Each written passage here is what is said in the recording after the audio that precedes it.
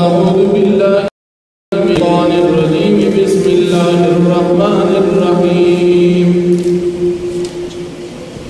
يا أيها النبي جاهد الكفار والمنافقين واغلظ عليهم ومأواهم جهنم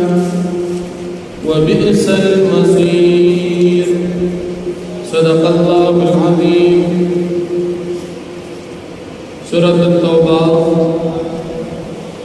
لسم پارات رے او یایم نمبر آیت دی دی رکو دمخ کی رکو سرار بدو مناسبت دانی چپ مخ کی رکو کی ہم دا منافقانو قباحتنا بیان شو اس پا دی رکو کی ہم دا منافقانو قباحتنا ذکر کی اللہ رب العالمین پا دی رکو کی اولن آیت کی نبی کریم صلی اللہ علیہ وسلم تا دا کافران و سرات جہاد بالسیف یعنی دا قتال فی سبیل اللہ چی دا دور سر جہاد نے دا حقی حکم فرمائی او منافقان و سرات جمی پذری سرات جہاد حکم فرمائی کافران چی دا حقی کو پرخکاروی دا حقی سر دا قتال داغی دا قتل کول حکم ذکر کی او منافقان چی داغی کفر پھٹوی اخکارا اسلامی اغی سرا دا جبی پزلی سرا او دا دلائلو پلحاظ سرا اغی سر دا جہاد ذکر کی تفسیر فاضل لکی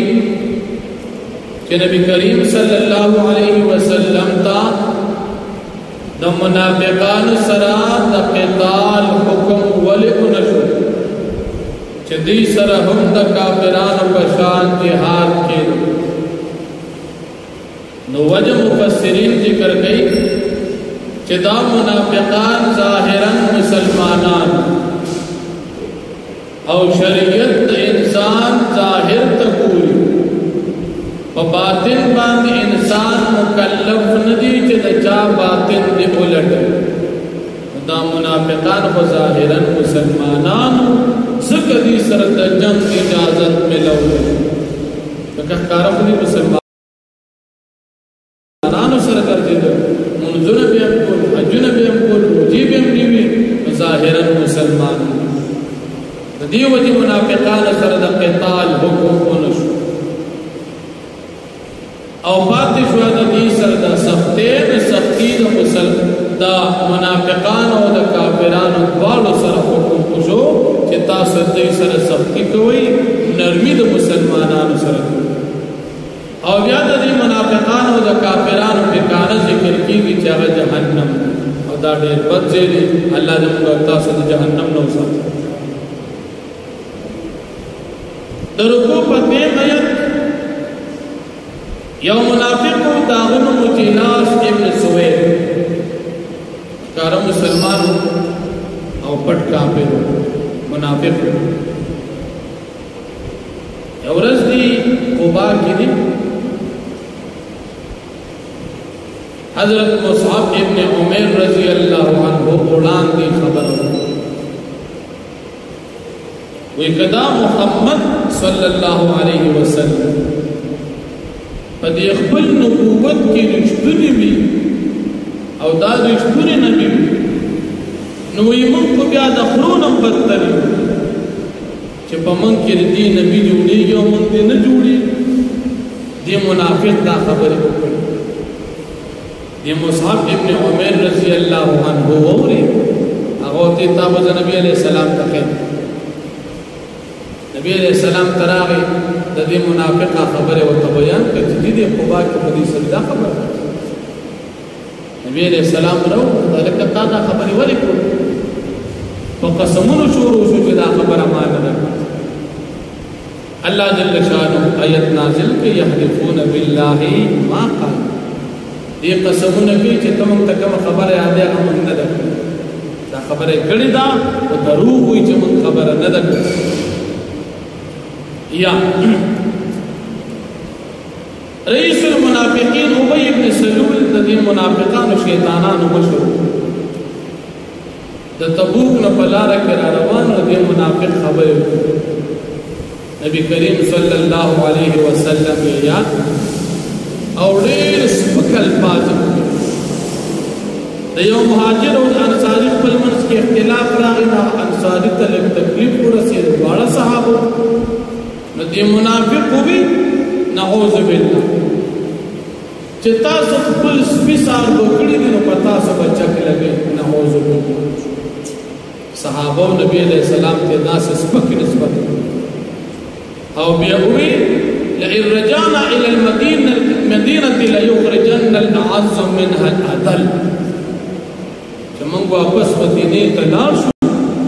نو موږ عزتمن براباسو نعوذ بالله دا مسلمانان مهاجرین او دا نبی علیہ السلام دا ذلیل خلق په مدینه نه وباسو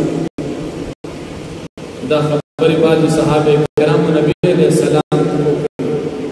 دا منافق راغ دوی ما خدا خبر ندی کړي قسمونه وکړي الله جل شانو آیت نازل کې چې دا خبر دې کړي دي خدا قسمونه دې په دروغ باندې کوي او چې کله دې دا خبر وکړي اوس د دې کفر کار شو په نسبت د اسلام مخکې به مسلمانان اوس چې دا خبر د پیغمبر کو ستاسو کړه اوس د دې د اسلام په مقابل کې کفر کار شو ذکر پیغمبر خلاف خبر مسلمان نه کوي نو چې دوی وکړي د دې کفر ښکاره شو هغه ظاهر اسلام پناه شو بیا وهم بما لم ينال د دې آیت شان د دې الفاظ شان حاشیه تفسیر جلالین نبی کریم صلی الله علیه وسلم د تبوک د غزا نه واپس را روان منافقان خپل منځ کې مشوره وکړه چې نبی علیہ السلام را روان موږ او ته پټ کینو ناګهان او په حملو د سورلې نبی را وګرځو شهید دي سونه منافقان دولس یا سورلس یا پنځلس کین اصل مورچه کی کین اصل نبی کریم صلی اللہ علیہ وسلم چرا روان دا نبی علیہ السلام دا سورلین اولان دی حضرت عمار رضی اللہ عنہ را روان او شاعت حضرت حضیفہ رضی اللہ عنہ را روان جبریل علیہ السلام دا نبی علیہ السلام تے خبر ورکه چې منافقان درته ناس چې کله دې زیتا صحابه کرام نبی علیہ السلام را ورسېدل دې منافقان خپل مخونه پټکړي صرف سترګې ښکار دي چې موږ نه پیژنې عمار رضی الله عنه پیښو چې دلته خلک ناس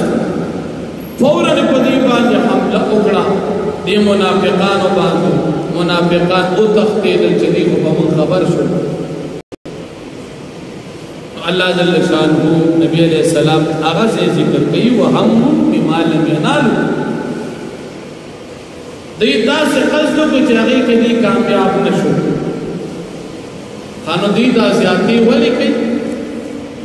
دا ذکر چې تا دې سره احسان او خیرګړه کړ د نبی علیہ السلام مدینه منورې ته دتلون اولاد د منافقان ډېر خوال ډېر غریبانان چې نبی علیہ السلام سره شو د خزان مسلمانان شمار او په جهادونو کې دې ته غنیمتونه حاصل شو نو مالدار شو چې مالدار شو پزید دې چې د نبی علیہ السلام شکریا ادا کړي او سم ایمان وروړي الٹے دا نبی علیہ السلام دشمنی شروع بیا اللہ پاک فرمائی کہ چردی توبہ اوستدا ایمان روڑو دادا دیدہ پارڈے رکھا او کنا توبہ نبی السلام پدی اقبل منافقت باندی برقرار پاتی شو اللہ پاک بدیل پا دنیا او اخیرت کی دردناک عذاب ہوئی دنیا کی اللہ عذاب دے منافقان لولی اخیرت کی وہ عذاب ہوئی ایمان کی ددید پار ډیر پیدا او پس مکه باندې په دنیا او په آخرت کې باندې هیڅ مددگار نوی دا سی وسوک نوی چه دا منافقان دا اللہ پاک دا عذاب نا بچ کی او دا سی وسوک نوی چه اللہ پاک دا عذاب دا دین من کی او دا دین مدد کی دا منافقان سرب اسوک ملگری زکر دا منافقان دا نبی کریم صلی اللہ علیہ وسلم دشمنی کئی او دا دین او دا اسلام او دا نبی علیہ السلام دشمنی دا دی انجام دا جہنم عذاب نو اللہ جل شانہ فرمائے یا ایوہ النبی جاہد الکفار اے نبی علیہ السلام تجہاد کا دا کافران و سرم تفسیر جلالین لکھی جاہد الکفار میں سیف دی سر کو جنگے گا قتال و سر ہوگا پتر و سر جنگ کمڑے گا منافقان نا سچا کافران والمنافقین و دا منافقان سرم جہاد کا تفسیر جلالین بھی لکھی والمنافقین فی اللسان والحجت دی سر جہاد کا پجب باند دین اسلام حقانیت و تپجب احکارک دلائل و تاولان دیکھا دی خوکارزان تا مسلمانان ہوئی نو دی سر جنگ مکہ و دلائل و تحکارک جہاد و سر جب ہوگا دا اصلحی جہاد دی سر مکہ وَأَغْلُظْ عَلَيْهِمْ وَتَ سَخْتِيُ کا پدی باندی کافران سر بسختی کے نرمی و مسلمانان سر وَمَأْوَاهُمْ جَهَنَّمُ وَٹِکانا دبی جہنم دا وَبِئْسَ الْمَصِيرُ دا دیر بچے دورتلو یحلفون باللہ دا منافقان بقسمون کبھی پا اللہ پاک پان دا دروغ قسمون بکی ما قالو چا منگ ندیوے لیتا تا خبری چکمی تا ترا رسید لیدی تا ترا رسیدی چا منستا بیدبی کردی دا قسمون بکی چیدن من بیدبی دا کردی وَلَقَدْ قَالُوا او حقیقت کی پتا کی سردیدہ وینا کردی کلمت الکفر کلمت کفر ای کردی دا خبر